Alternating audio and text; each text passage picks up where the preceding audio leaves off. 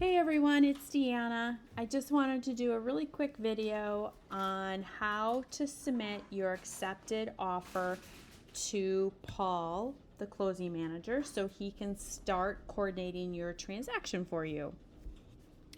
Excuse me. I'm just going to select one of my test files here, which is this Wildcat Trail. I can see in my summary that I must have kind of pulled in some information here because I do have the parcel number and the year built and all that kind of fun stuff. So obviously when we started this, I did this MLS Connect, which I highly suggest if you have not used it yet. When you are writing an offer to purchase and that pop-up screen comes up, do the MLS Connect, and all you need is the MLS number, and it pulls in a ton of offer information. If you are doing a listing contract, use this Record Connect. If you forget while you get that initial, when you're setting up your transaction, as a new transaction, if you forget to do either one of these, you can do them right here on your summary screen as well. So you just can click this button, put in the MLS number. I always like to include the property photo, and then hit find. Same thing here with this Record Connect. You just have to put in, it pulls this address, so it's just asking me which one of these is the correct owner. And this is seriously this guy's name, D's nuts. But anyway, so that's how you do it if you forget to do it when you initially set up your transaction. But we're going to pretend we've got an accepted offer on this. Actually, it's not pretend. I think they do have an accepted offer on this. But we need to get this off to Paul. So we have all of our information. We uploaded all of our documents to this fully executed compliance ready folder. Clearly, I did not. This is just a sample, but all of your documents are going to be right here. You can pull them or push them into these placeholders if you want. You can get rid of these placeholders by just checking them and then deleting them. If you're a person who does not like the placeholders, that's okay. But you should have all of your documents right here, and they should all be PDFs. They've been signed by all parties, and this, we have an accepted offer. Congratulations. Now we need to let Paul know. So make sure all of your documents are right here. And then make sure all of your parties are in place. So if you use this, like if this was an offer to purchase and you use the MLS Connect and you wrote your transactions in here or your documents in here, your contracts, everything is probably ready to go. If you transfer this from .loop, if you wrote it somewhere else, you may have a little bit more of some manual entry here. And what you need to do is we need to make sure that if this is your buy side, you have your buyers in here. So I've got my buyer. Sophie is buying this. I had pulled in the MLS Connect, so I know that Elsa is the listing agent. I am the selling agent. And then you just need to make sure that you've got a couple other pieces of information for Paul. Both Paul and I are going to be on every transaction. That way, if you need to send us a note, we're already in there. So you can just look at the transaction parties and send a note off to us. But you need to make sure that you have the title company. If your buyer has a lender, you're going to want them here. And if you have a sublender we're calling like NeighborWorks, NewCap, things like that have programs for our buyers to help them buy, Paul needs to know so he can also get the documentation to them. So just so you know kind of where to find this, all of the parties are listed right here. But if you want to break it down, you can do your buy side, you can do your sell side, and then you can do your service partners. You will know whether you have parties included because you can see it's already filled in Renee's name here and Kristen's name here. So I know I've got my lender and my title company in here. This is not my listing, so I don't need to worry about having any sellers in here, but I do have the listing agent, so Paul will know who to communicate with.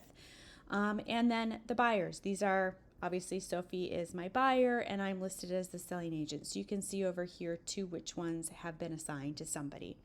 So those are the main ones. You need to have your clients, the opposing agent, the title company, and the lender, and then any sub-lender. So sub-lender, just because it's a different kind of category, it's not built in here, you're going to just select add other. And this is where you're going to type in sub-lender. So I've used it before, so it's here waiting for me, but you're going to type in sub-lender. You can put in their name. If you have a contact name, you can say, Kristen at NeighborWorks or something. So there's not really a place to put the company, so you easily can just kind of put it wherever. If you have an email of somebody that you've been in contact with, put that here.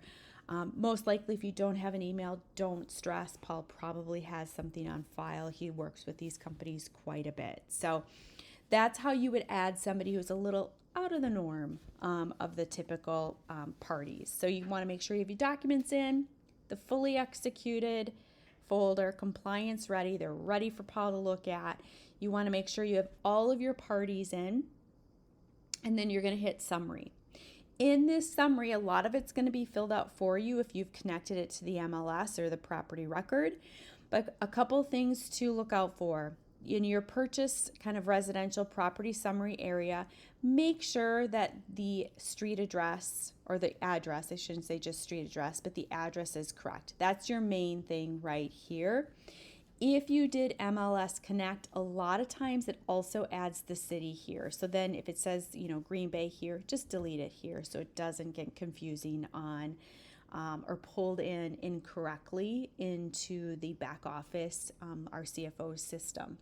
So check the address, main thing in this. Purchase summary.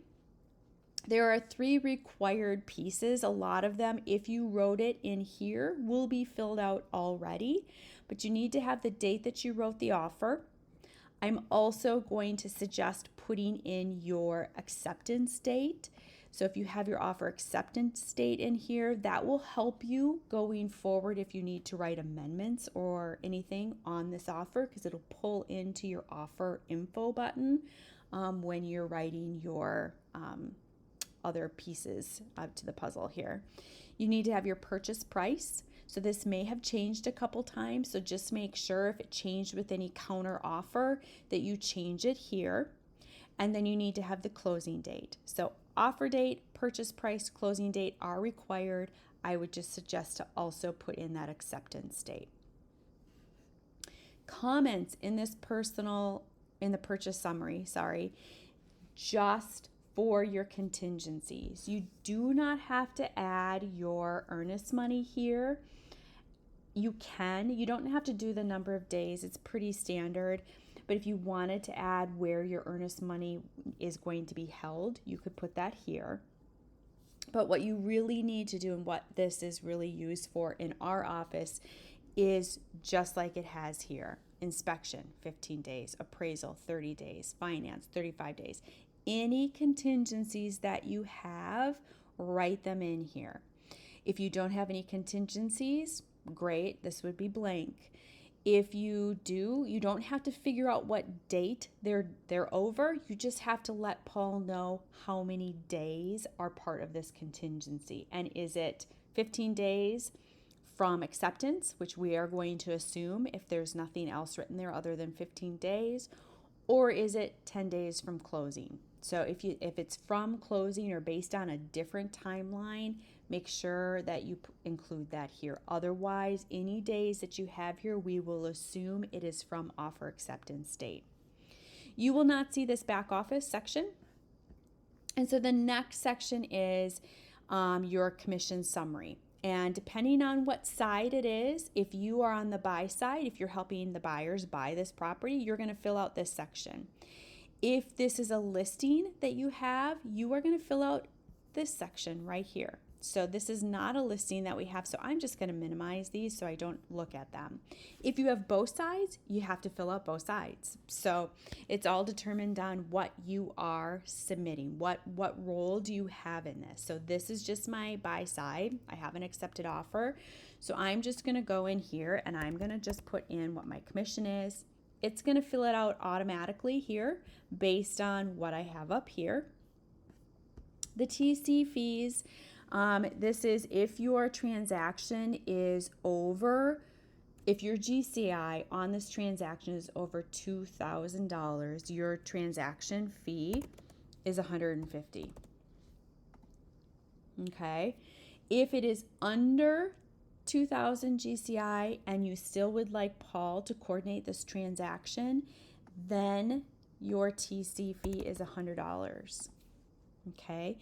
If you have dual sides to this transaction, we also discount that, and how you would do that is $125, and then you'd put $125 down here. So if you have both sides of this and your GCI is over $2,000, we are not going to charge you $300. We're only going to charge you $250. So, but typically you are typing in $150 here. Okay. If you owe a referral to anyone, whether it's another agent or Op City or Veterans United, you're going to just put that in here, and you're going to let Paul know what your referral fee is, and you're good there. If you are splitting this with another agent, so let's say you didn't have a referral on this, but you and a coworker are working on this one together, you've both worked with these parties, and you're each taking 50%, you are going to add your name to one, and you can say that you are 50% split, and then you are going to go put the other agent in here. So let's say Nikki and I worked on this one together, then you are going to add her 50% in here. So if you are co-listing or co-buying or co-selling this with another agent, you're both working on this and you're going to split it evenly, go ahead and do that.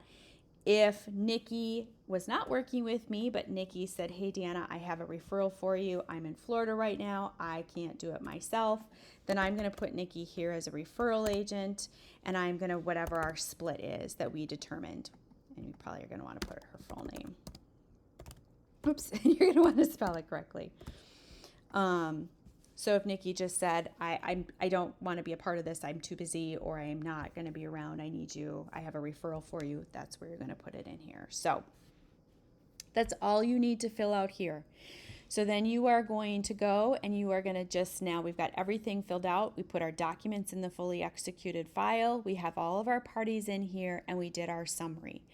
Summary, again, just to recap, street address, these 3 required items in our purchase summary, the offer date, the purchase price, and the closing date. I would suggest offer acceptance as well. In the comments, you are going to put the contingencies. If there's no contingencies, this would be blank. And then this example is a buy side, so we just are going to put in our buyer's commission, any admin or TC fees, and then if I have a referral on here. So I have everything that I need to put in here so Paul can start coordinating this transaction. Now I just need to let him know. And we do that by this notes button up here.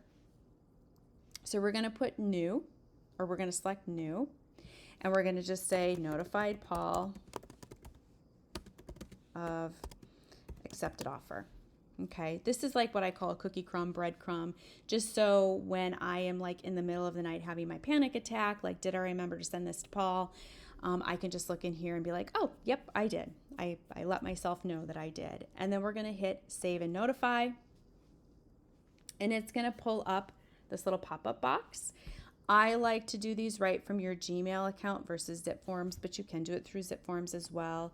This is nice because then any reply comes to your Gmail. It looks like it sends from your Gmail. It's just nice and clean. It'll automatically put your name in here. You can keep it, or you can move it down to the CC, or you can just hit this copy me if you want to know, if you want a copy of it. But then you can just go find Paul. Again, he's on every transaction, so just make sure transaction party is highlighted here. Hit Paul. I'm going to click done. And then I'm going to say, accepted offer on Wildcat. And here is where you're going to let Paul know. This is, I think, the best place to let Paul know of any earnest money. You can just say, I already sent the trust fund link to the buyer.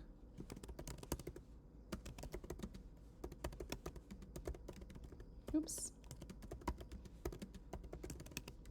Or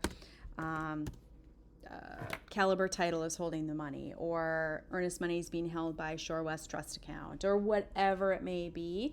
You can put a little note about earnest money in here. And then any other notes that you have, or any other pieces of information that you think would be great for Paul to know as he's communicating with the transaction parties. It may be that you're still waiting for the pre-approval because you don't have it yet. Or maybe it is one of these parties does not speak English, so you just want to let Paul know. Maybe there's one party that's really grumpy and he should really address his communications to the, Mr. or Mrs. that is super nice. Whatever it may be, these are just internal. It doesn't go anywhere else. It just goes to Paul. And then you're going to hit send.